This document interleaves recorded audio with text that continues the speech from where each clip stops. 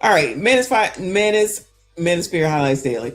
Wow, women shockingly admit they're single on dating debate show. Oh no, this is 2 hours old. All right, this one just came out.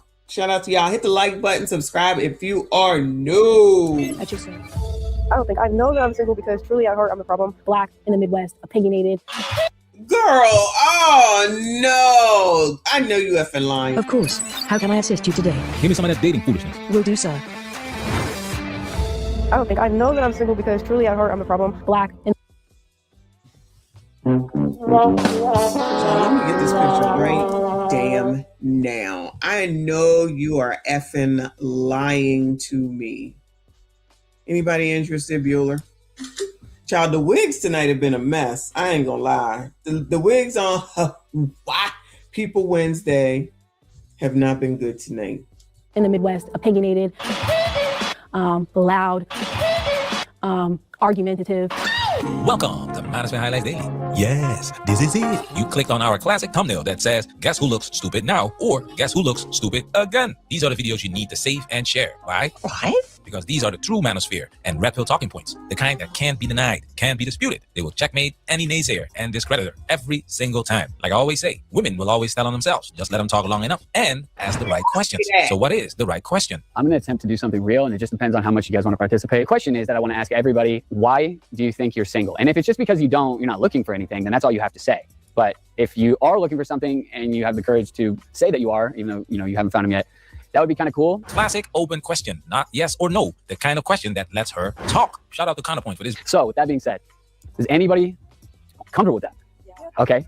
Okay. This is key. The women on this panel, they are fully comfortable with everything they're about to say. Everything. So brace yourself. Let's get into it. Why do you think you're single? I think I'm single when I was very career focused for a long time. Did she say queer focus? What in the hell?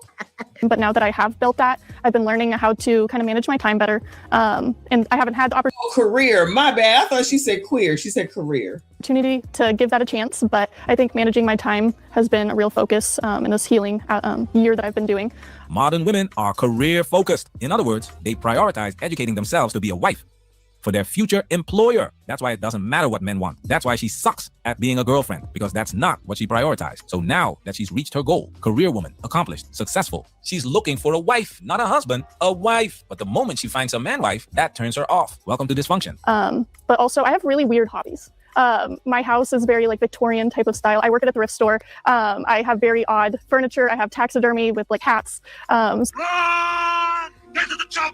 So I will say I have weird hobbies. Guys, she is the one saying this. Weird hobbies, odd furniture, taxidermy cats, Victorian house. As the saying goes, when somebody tells you who they are, believe them. She knows it's weird. She knows it's odd. She is fully aware. That's what I want you to take away.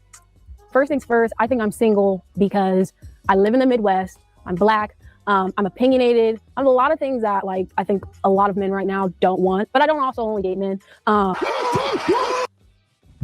Lord help your people. This is pure gold. How to confirm every stereotype and red flag about black women in dating in 15 seconds. She said it herself. I'm from the Midwest. Don't say you're from the Midwest just to make everybody in that area look bad. She's black. Yes, black women have to work extra hard because the stereotypical behavior she just displayed, it's not only ingrained in men's minds, it's been a hot topic in this space since the beginning of YouTube and even many years before that. Once again, she knows exactly what she brings to the table, and she's saying it out loud to a camera in front of people like it's a personality quirk and not a product defect. I'm opinionated. Translation, I'm combative. I'm difficult to deal with. I'm a lot of things that men don't want right now. Translation, I'm not feminine. I'm disrespectful. I'm exhausting to be with. I know my market value and I'm overpriced. I also don't only date men. Translation, I bring chaos. Now, pay attention to what she says next. I think the reason I'm single is also because I've actively made sure not to put myself out there really this last year or so after being in such a terrible situationship. I was just I actually don't care to seek out love. Whatever will come to me, and then I'll put it on the chopping block for whether or not it's for me or whether or not it is or isn't. This is where you come in as a man. Watch our movie breakdown videos. See how Hollywood pushes this narrative. Women fully aware of their dysfunction, yet still put on a pedestal by high-value men. It doesn't work without your consent. Men are the prize. Men have always taken care of women who bring nothing but liabilities to the table, all in the name of love. That's what these women... Damn, now we bringing liability to the table. What liability would I be bringing? What?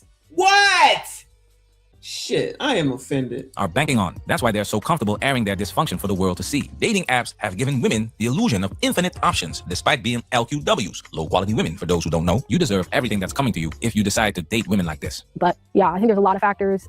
Again, Black in the Midwest, opinionated, loud, argumentative. I think I'm just like a lot of things that the dating market rejects right now, and I'm okay with that. There you go. This is why we don't make. All right, she good with it. But she looked like she about 26, 28. Our videos for women. The only women who are watching are the female content creators who are stealing our talking points. This is why your favorite female content creators aren't contributing much to this space. They're just repeating our talking points, preaching to the choir. You know what else gets female viewership? The WNBA. And even that's only at 40%. Think about that. Women won't even watch other women play basketball at the same rate men watch men. But we're supposed to believe they're suddenly going to tune into self-reflection. Women don't care to change their behavior. Why? Why? Because that takes accountability. Kryptonite. The first thing an alcoholic has to acknowledge to get better, they have a problem. These women are confessing their dysfunction, but they're not saying, and that's why I'm working on myself. They're not saying, and that's why I'm single until I change. No, they say it like they're listing ingredients on a package. This is what I am. Take it or leave it. The foolishness. I think that I'm so single because I'm not settling. I know what I need from a person, and I know what I want from a person, and so I'm not going to get into any type of relationship just to fill a void or a need or whatever. So they have to meet my needs. And I think, I've been divorced now for 2 years. Whoa, she's divorced. Keep that in mind, guys. I think a good chunk of that time was intentionally being single, of just really trying to be myself. So now as I've started to get myself out there, now that I've learned what I need, what I want for my life, what I want for my daughter's life as well too. I wanna, Oh no, not a single mom. Here we go. Why didn't you, if the husband is the kid's father, y'all should have stayed together. Why didn't y'all stay together? You won't do it for the kid. If you ain't gonna do it for the kid, what the hell it is? If these people can't sacrifice for their own kids, this is how I look at it. If you can't even sacrifice for your own fucking kid, what in the hell would you do for me? Nothing. Because if you can't even sacrifice for something that came right on up out of your ass, or, the other way, then how the hell would anybody expect you to do anything for them on that type of level, if that makes sense? You won't even do it for your spawn. Stay focused, guys. I, me. I know more of what I want. So I think it's, for me, the hardest thing of the needs to me. So if y'all are listening to this and want a tip of what, is important, I think it's emotional vulnerability and emotional availability is a big thing. I think it's really hard for me as a very emotionally intelligent person to connect with people. A lot of people aren't able to connect on that depth level intimately, like emotional intimacy. And so that is, I think, what kind of has been lacking. That's made it hard. Child, what the hell is she talking about? Because I don't know. For me, at least, to find that person, because I'd say that's just such a core need. But essentially, I'm not settling, and I'm just, gonna wait for the right person. Oh shit!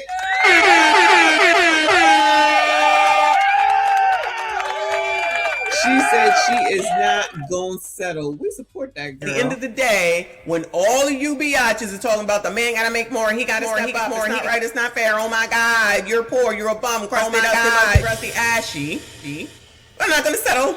No settling. I'm not gonna settle. No settling. Not gonna settle. No settling. Not gonna settle. No settling. Not gonna settle. Hey, not gonna settle. Got a new song, y'all. Anyway.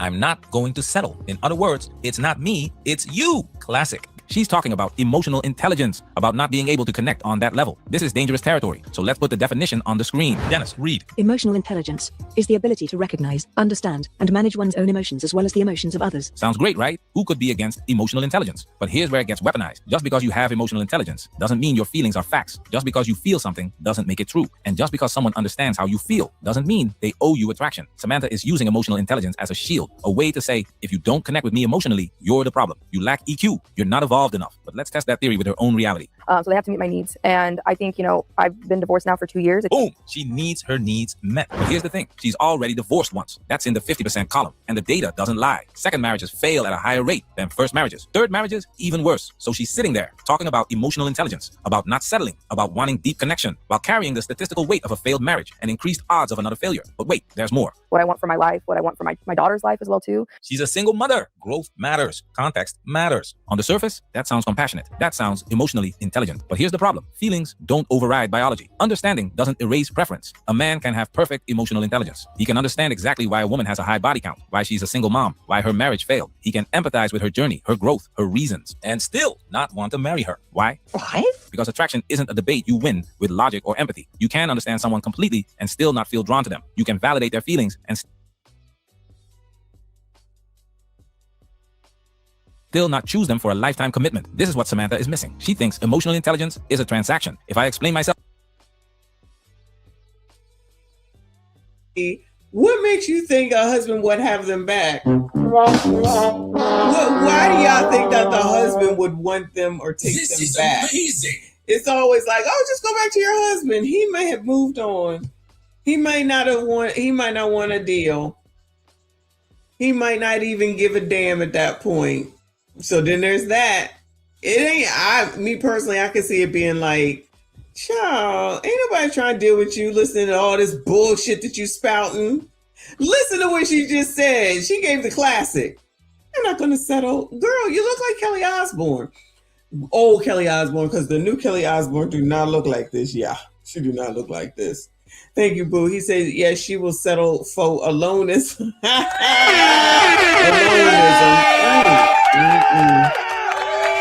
That is too funny.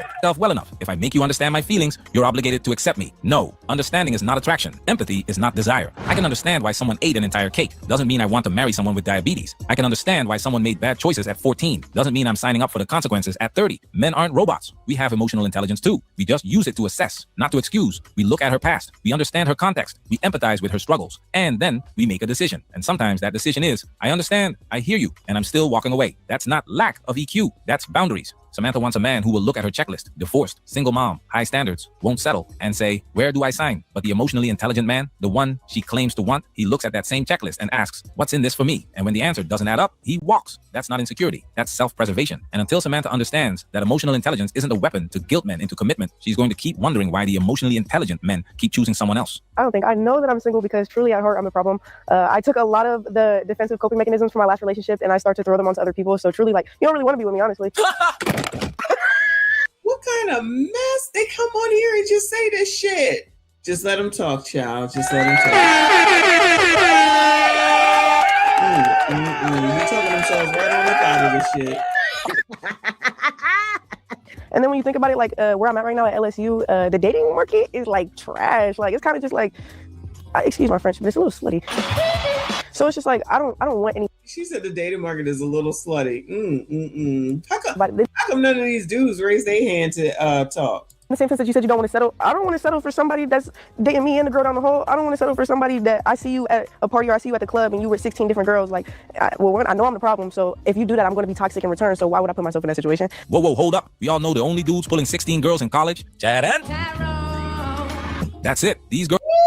Not Chad and Tyrone. Girls, they're sleeping with the same guys over and over while parking the guys who actually care about them on the shelf. As we stated many times on this channel, women are responsible for hookup culture and they also perpetuate it. And once again, this woman is fully aware of what's going on. That's what makes these women look stupid. You don't need a fully developed frontal lobe to put one and one together. If we have to go that route, then you're playing right into the hands of the people who say women shouldn't vote. And yeah, unfortunately, I can take enough accountability to say that I'm the problem and I'm going to ruin that for you. Okay, she said that she's the problem. So is she opening herself up to be pumped and dumped? Like, what are we talking about? Like, why are we? Oh my God! Good luck, gentlemen. SYCBM. That's all I got for y'all.